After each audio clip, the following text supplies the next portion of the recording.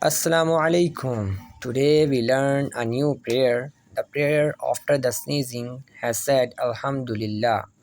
But when another person sneezes, Muslims are obliged to return a blessing on one who sneezes. Yarhamukallah.